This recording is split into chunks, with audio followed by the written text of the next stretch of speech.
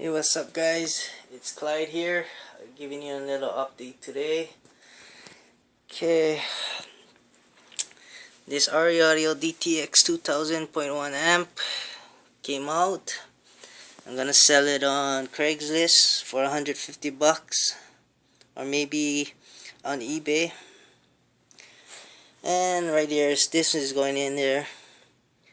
This RE Audio Usx45Kv.1 4500 dynamic Class D digital amplifier.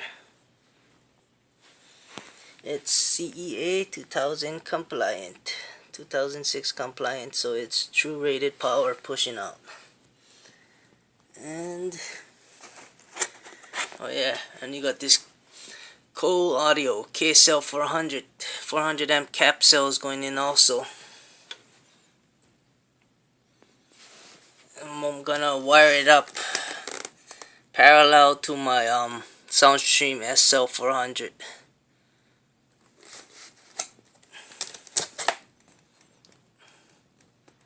I already did the big 3 upgrade today.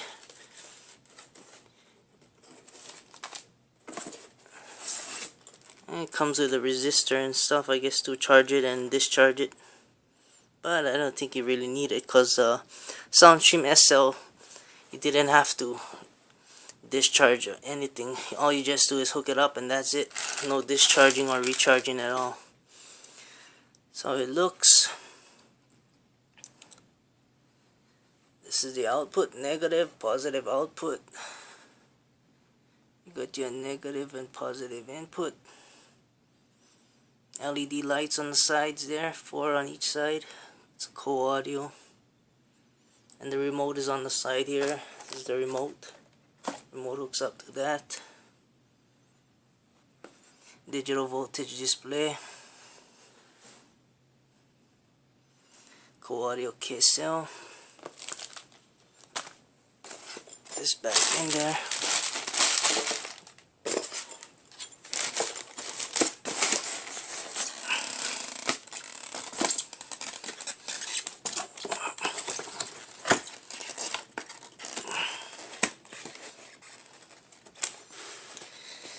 This amp is going up for sale. It's going up for sale on Craigslist for 150 bucks. It's just 2 months old. I just got it I got it in August. The beginning of August which is last month. And it's going to be 2 months soon. Running this 2 Sundown Audio SPL V2D2 SA8s. I was running it 3/4 ohm loads, because I measured the resistance on this subs per coil is 3 ohms per coil, but it's supposed to be rated at 2 ohms per coil, but it's a little higher for some reason. And I had it parallel, so I was running at 3/4 ohm load. Small little thing pushed it though, but it got really hot and it shut down, and I had to let it cool off, and it came back on again. Just had to keep on doing that every time it shuts off, because I was working it really hard at 3 ohm load. Anyways, I got this right here. Is it Usx series 2500? That's for the 2 channels. 4250 for the 4th channel, and then the 45Kv.1 and 65Kv.1. Those 2 monoblock series, Class D. And you got it in here. I scored a pretty good deal. 280 bucks, free shipping. So that's a pretty good deal for this amp. Pushes 1500 watts RMS, 1 ohm. So that's pretty good.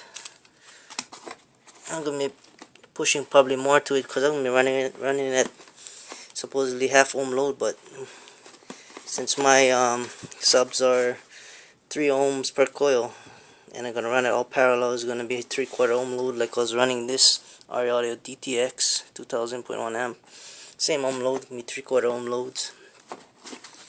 This amp is pretty The length is it's pretty long. Let's see.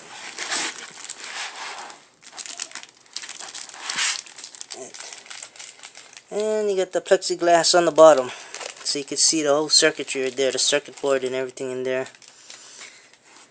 Same way that the RE Audio VLX series amps, where they had the clear plexiglass bottoms, and same as the US amps Merlin series amps, they had the clear plexiglass on the bottom so you could see the circuitry. Yeah, I had the RE Audio VLX1DE, the 1000-watt series, but I gave that one to my nephew, and then he left it in his truck when he sold it, so that amp went to waste. Somebody scored a free amp that then it's very rare to find. You can't find the VLX series of the RE Audio anymore. It's really hard. I saw one of the 3DE VLX 3DE on eBay.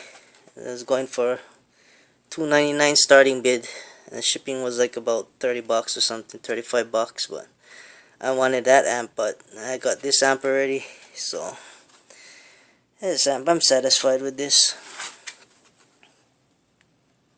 Looks pretty good.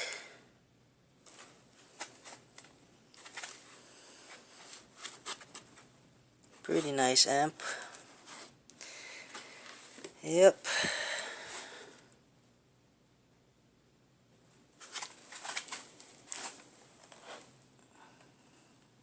The RE sign on it. Nice amp. Usx45Kv.1. This one here, the 45Kv.1, which is this one. And I got the bass knob on the side. The bass knob is in this box, but I left the bass knob that I was running with this one in the car, so I'm gonna run it. It'll work off of this amp, so I'll leave it in there. Probably sell. I'll throw in this bass knob with this amplifier when I sell it. I'm listing it on Craigslist for 150 bucks, and I'll throw in this. It's the bass knob, RE bass knob. It came with that, but I'm gonna throw it in with this right here, since I don't want to remove that bass knob that I got in the car already installed. It's the same thing. Yeah, the wire.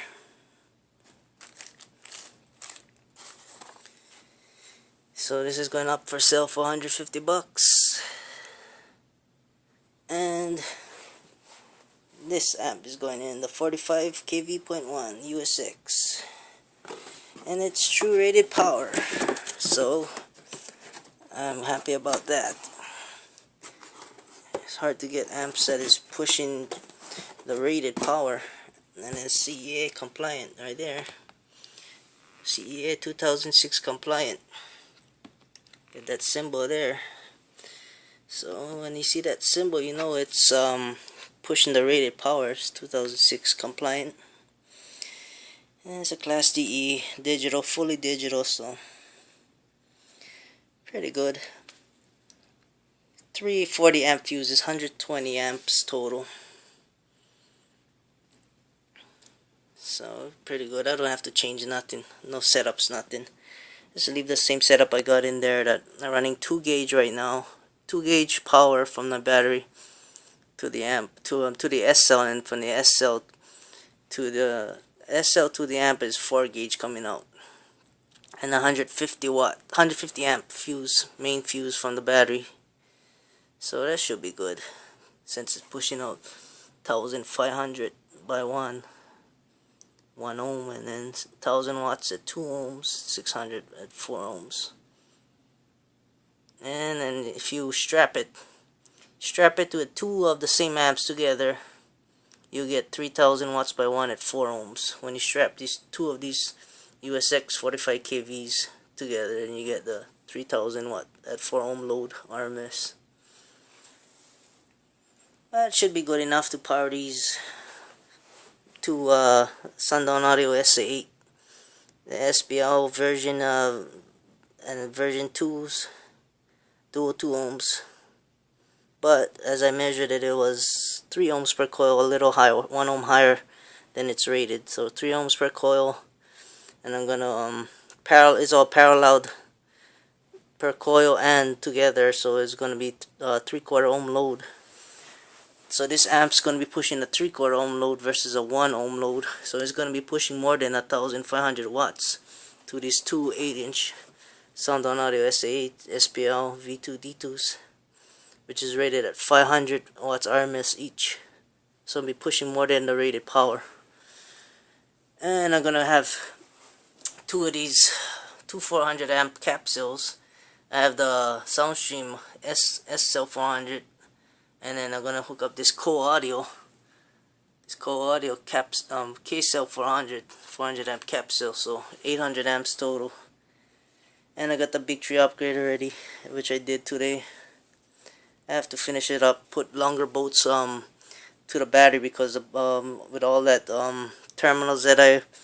ring terminals that was all hooked up together, the bolts was way too short, so I had to leave it disconnected, connect the stock back, and then go to the Advanced Auto Parts and pick up some bolts that I got. Had to pick up these bolts here.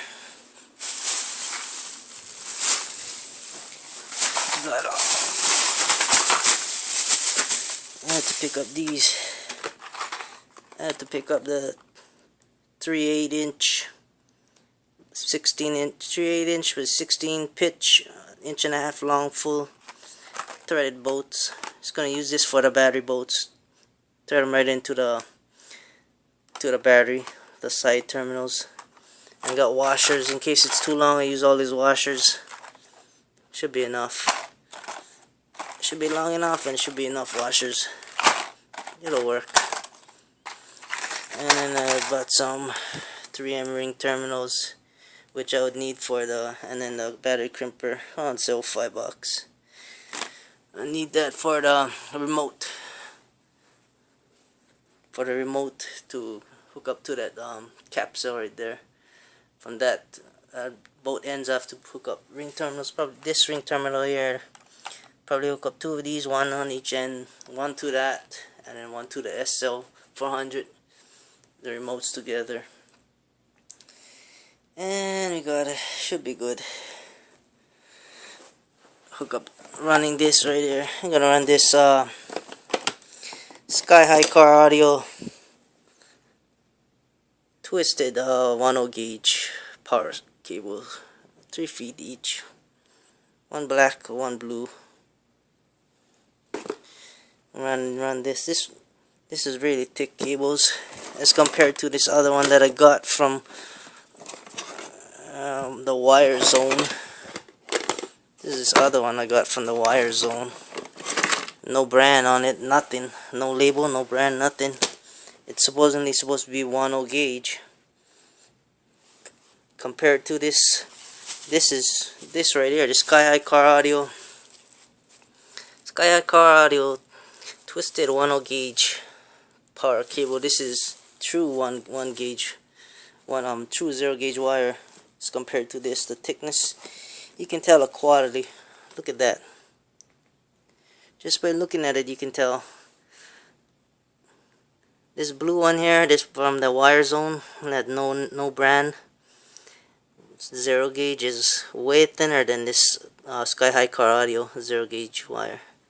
And you can tell by looking, you see the amount of wire in that Sky High Car Audio 0 gauge wire versus this no brand name from the Wire Zone, the 0 gauge. It looks like a 4 gauge compared to a 0 gauge. It's a big difference. Probably made in China. Versus this is made in Nevada. The Sky High Car Audio cable is made in Nevada by Sky High Car Audio. So that's better. Versus this small little thing. This looks like a 4 gauge when it's supposed to be a 0 gauge, but that's what I ran for my big 3 upgrade. I had 25 feet of them, and I only got 3 feet of this Sky High Car Audio cable to connect to my 400 capsules together.